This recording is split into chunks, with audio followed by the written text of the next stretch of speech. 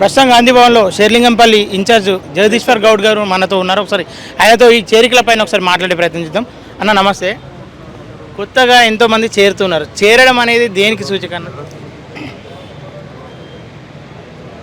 రేవంత్ అన్న సీఎం బాధ్యతలు తీసుకున్న తర్వాత చేసినటువంటి హామీలు ఏవైతున్నాయో, అమలవుతున్నటువంటి తీరు ఏదైతున్నదో, ప్రజలకు చోటు చేసుకున్నటువంటి సంక్షేమం ఏదైతున్నదో, అభివృద్ధి ఏ విధంగా అయితే చోటు చేసుకుంటా ఉందో దాన్ని మరి స్ఫూర్తిగా తీసుకొని చాలామంది ఈరోజు కాంగ్రెస్ పార్టీలో చేరడం జరుగుతూ ఉంది.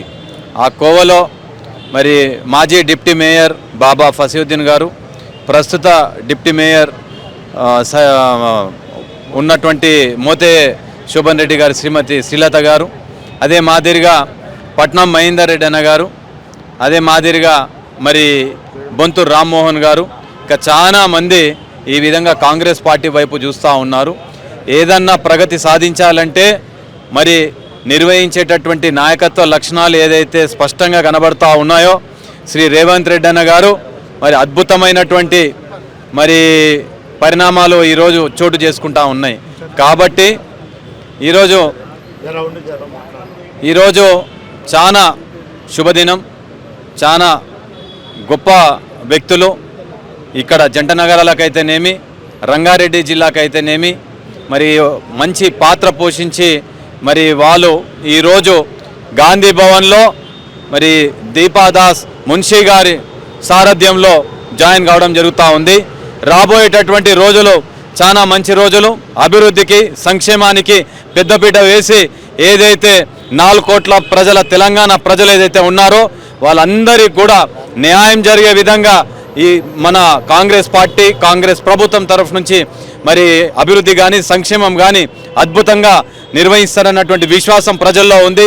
ఆ క్రమంలో మరి నాయకులందరూ కూడా మరి వచ్చి జాయిన్ అవుతా ఉన్నారు. అంటే కొత్త వాళ్ళు జాయిన్ అయిన క్రమంలో పాత వాళ్ళ క్రెడిబిలిటీ తగ్గిపోతుందని చెప్పేసి కొంతమంది ఆరోపిస్తున్నారు. దాని మీద మీ అభిప్రాయం?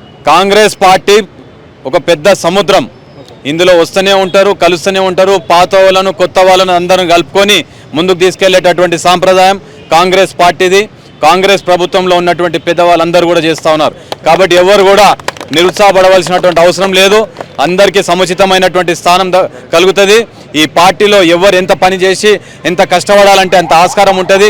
అంతే విధంగా భవిష్యత్తు కూడా ఉజ్వలంగా ఉంటుంది. వచ్చే స్థానిక ఎన్నికల్లో కావచ్చు, ఈ జిహెచ్ఎంసీ ఎన్నికలు రాబోయే తరుణంలో కావచ్చు, ఎవరికి ఫస్ట్ మొదటి పీఠం వేస్తారు? న్యాచురల్గా కాంగ్రెస్ పార్టీకే వేస్తారు. పాత కార్యకర్తలక లేదంటే కొత్త వాళ్ళక? అందరికీ సమన్యాయం చేసేటటువంటి నాయకత్వం కాంగ్రెస్ పార్టీ అధిష్టానం చూసుకుంటుంది. దాంట్లో ఏం డోకా లేదు. కొత్త వాళ్ళకు కూడా సముచిత స్థానం ఉంటుంది, పాత వాళ్ళకు కూడా సముచిత స్థానం ఉంటుంది. ఏంటంటే కష్టపడకుండా ముందుకు పోయే వాళ్ళకు ప్రతి ఒక్కరికి కూడా గుర్తింపు ఉంటుంది. దాంట్లో ఎలాంటి ఇంకో రెండో అభిప్రాయమే లేదు.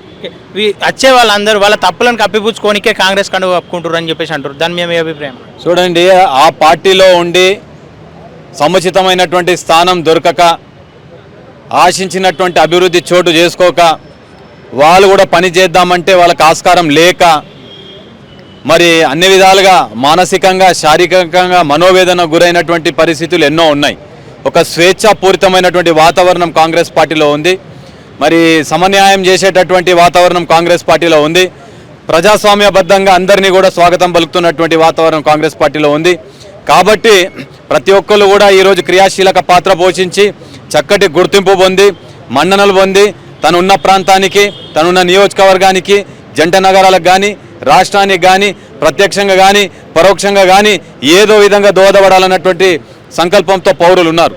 మరి అలాంటి పౌరులందరికీ కూడా ఒక చక్కటి వేదికగా కాంగ్రెస్ పార్టీ తరఫు నుంచి అద్భుతమైనటువంటి ఆస్కారం ఉంటుంది పనిచేసే వాళ్ళకు. కాబట్టి అది విశ్వాసంలోకి తీసుకొని ఈరోజు పార్టీలో జాయిన్ కావడం జరుగుతూ ఉంది. వస్తున్న పార్లమెంట్ ఎన్నికల్లో ఎట్లా రిజల్ట్ ఉండబోతుంది అనుకుంటున్నాను? మీరు చూడండి, లాస్ట్ టైం మనకు కాంగ్రెస్ పార్టీకి ఎంపీ ఎలక్షన్లో 4 సీట్లు వచ్చినాయి. ఈసారి గణనీయంగా పెరుగుతుంది. 10 కంటే ఎక్కువ వచ్చేటటువంటి ఆస్కారం ఉంటుంది. లాస్ట్ టైం ఏదైతే జనరల్ అసెంబ్లీ ఎలక్షన్స్ అయినాయో 23లో మరి ప్రజలను భయభ్రాంతులకు గురి చేసి, అదే మాదిరిగా ప్రజలను మభ్యపెట్టి, మీరు మా కోటేస్తేనే మీకు దళిత బంధు వస్తుంది, మీరు మా కోటేస్తేనే మీ డబల్ బెడ్రూమ్ మీకు ఇస్తాం, లేకపోతే ఇచ్చిన వాళ్ళని తీసుకుంటాం, కొత్తలో ఇయ్యమని చెప్పేసి మోసపూరితమైనటువంటి వాగ్దానాలు చేసి ప్రజలను నమ్మించి అటు దళితులను కానీ ఇటు డబుల్ బెడ్రూమ్ లబ్ధిదారులను కానీ మోసం చేసి ఆ విధంగా ఓట్లు దండుకోవడం జరిగింది. అదే కాకుండా పెద్ద ఎత్తున విచ్చలవిడిగా డబ్బులు పంపిణీ చేసి మరి ప్రజాస్వామ్యబద్ధంగా నిర్వహించవలసినటువంటి ఎలక్షన్లు ఏవైతే ఉన్నాయో స్వార్థపూరితమైనటువంటి వారికి కొమ్ము కాసినాయి బీఆర్ఎస్లకు మరి పోలీస్ యంత్రాంగం కానీ ప్రతి ఒక్కరు కూడా కొమ్ము కాసి వారి పక్కన చేరి మరి అక్కడ ఉన్నటువంటి అభ్యర్థుల కాంగ్రెస్ పార్టీ అభ్యర్థుల ఓటమి కోసం మరి దోహదపడడం జరిగింది. ఇప్పుడు అట్లాంటిది కాదు. ప్రజాస్వామ్యబద్ధంగా ఆఫీసర్లందరినీ కూడా men of integrity, honesty, commitment, performance తోటి ఉన్నటువంటి ఆఫీసర్లను మరి తీసుకోవడం జరిగింది. మాకు పూర్తి విశ్వాసం ఉన్నది, ప్రజల పట్ల మాకు పూర్తి నమ్మకం ఉన్నది. రాబోయేటటువంటి ఎలక్షన్లో ఎంపీ ఎలక్షన్లో భారీ మెజారిటీతోటి అఖండ విజయం సాధించి అన్ని పార్టీల కంటే ఎక్కువ సీట్లు తీసుకొచ్చేటటువంటి వాతావరణం కాంగ్రెస్ పార్టీకి ఉంది. ఎంపీ సీట్లు కూడా గెలుచుకుంటుంది. ఓకే.